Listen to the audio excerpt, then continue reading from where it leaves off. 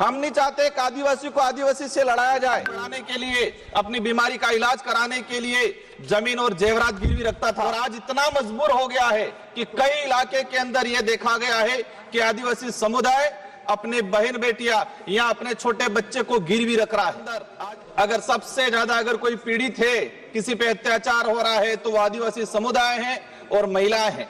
गरीब और विकास की कमी की वजह से दक्षिण राजस्थान के आदिवासी बहुल इलाकों में नवजात शिशुओं और बच्चों को बेचने की घटनाएं सामने आती रहती हैं।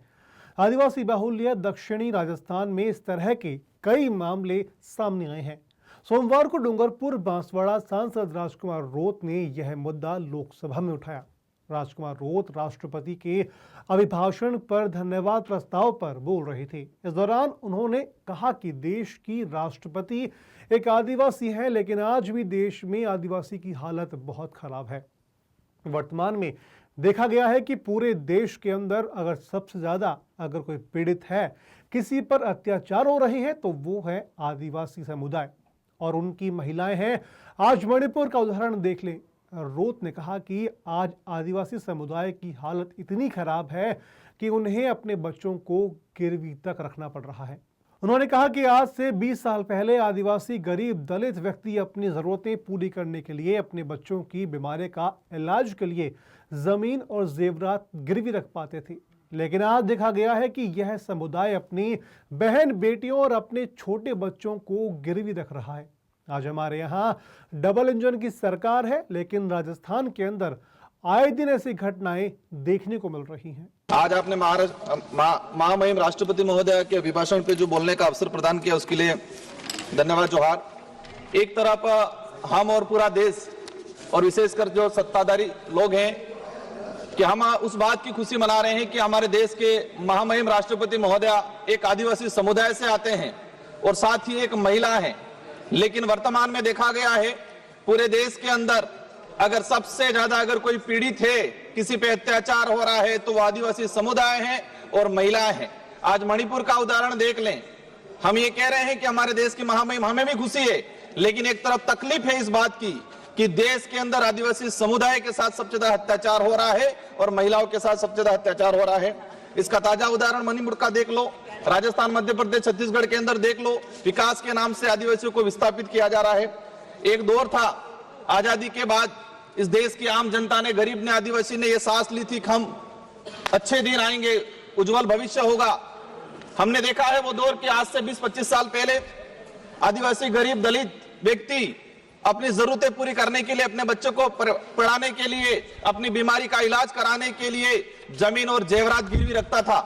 लेकिन आज देखा गया है, आज से 20 साल पहले जमीन और जेवरात गिरवी रखता था और आज इतना मजबूर हो गया है कि कई इलाके के अंदर यह देखा गया है कि आदिवासी समुदाय अपने बहन बेटियां या अपने छोटे बच्चे को गिरवी रख रहा है। आज उस हमारे डबल इंजन की सरकार है, राजस्थान के अंदर कोटड़ा में आए दिन घटनाक्रम हो रहे हैं कि आदिवासी समुदाय के ऐसे हालात हो गए हैं, इन पहाड़ों के अंदर सरकार की योजना कागजों में रहती है, धरातल पर नहीं पहुंच पाती है।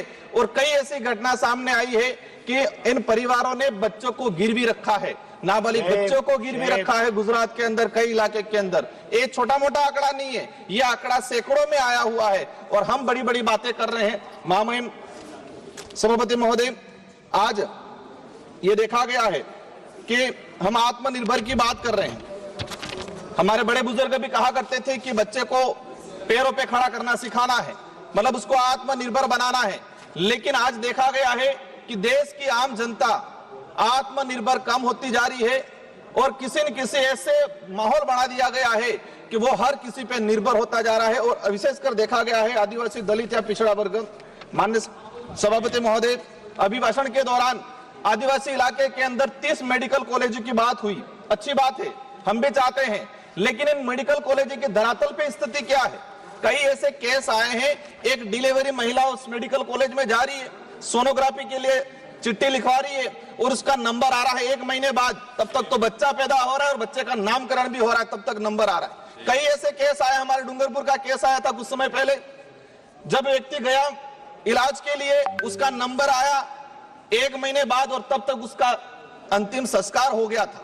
ये स्थिति बनी हुई है। मतलब पीएससी सीएससी से भी बदतर स्थिति मेडिकल कॉलेज की बनी हुई है धरातल पे अंदर। अगर हम जाएंगे वहां, मैं खुद सांसद हूं, मैंने कई विजिट किया, मेरे वहां संसदीय क्षेत्र बांसवाड़ा डूंगरपुर में जमीर नहीं मानता वहां जाने का, क्योंकि ऐसी हालात बनी हुई है। ये पड़े रहते हैं लोग, नंबर नहीं आता है, जांच नहीं हो पा रही है। तो हम चाहते हैं कि जो योजना है उसको धरातल पे इंप्लीमेंट किया जाए। माननीय सभापति महोदय, आयुष्मान कार्ड की बात की गई, अच्छी बात है, होना चाहिए, लेकिन देश के अंदर ऐसे कई किस्से आए हैं पिछले 2-3 सालों के अंदर कि दवाई का पैसा नहीं मिलने से अपने परिवार की पालन नहीं कर पाया, वो इलाज नहीं करा पाया, तो आत्महत्या की गई है। माननीय सभापति महोदय, बिरसा मुंडा जी के लिए जनजाति गौरव दिवस मनाया गया, हम भी स्वागत करते हैं, इसकी घोषणा हुई, लेकिन सिर्फ घोषणा होने से, मनाने से नहीं जमेगा। बिरसा मुंडा जी चाहते क्या थे, उनके विचार क्या थे, उनके उद्देश्य क्या थे, इन पे हमें काम करने की जरूरत है। आज वो जल जंगल जमीन का बात करते थे, अबुआ दिसम अबुआ राज की बात करके गए थे वो, लेकिन आज क्या हो रहा है, जल जंगल जमीन उद्योगपतियों को दिया जा रहा है भेंट में, और वहां पर खत्म किया जा रहा है। बिरसा मुंडा जी के उपदेशों पे जाना पड़ेगा, उनके विचारों पे जाना पड़ेगा, सिर्फ जनजाति गौरव दिवस मनाने से काम नहीं चलेगा।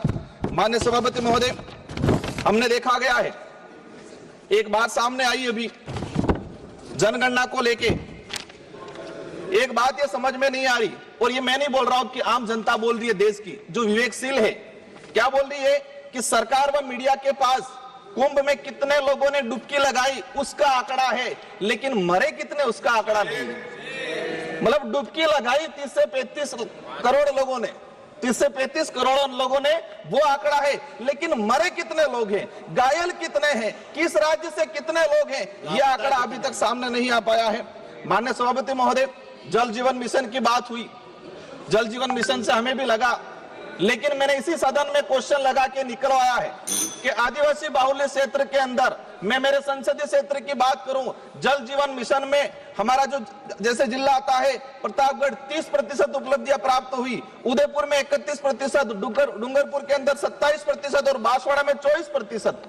मतलब 24% घरों तक नल पहुंचाने के लिए अभी तक टारगेट ट्राइबल इलाके के अंदर हुआ है, वो भी कागजों में, लेकिन धरातल पे स्थिति कुछ और है। माननीय सभापति महोदय, हमारा वहां पर कड़ड़ा बैक वाटर सरकार में हमने सेंक्शन कराया था, लेकिन उसका आज तक वर्क ऑर्डर नहीं गया। अंतिम एक लाइन, एक मिनट का सर रहा है। आज देखा गया है, ये देश तब महत्वपूर्ण या तब मजबूत रहेगा जब इस देश के अंदर रहने वाला प्रत्येक धर्म, प्रत्येक जाति के अंदर भाईचारा रहेगा। राजस्थान के अंदर धर्मांतरण को लेके एक विधेयक आया, हम चाहते हैं शांति से रहना चाहते हैं, हम नहीं चाहते कि आदिवासी को आदिवासी से लड़ाया जाए।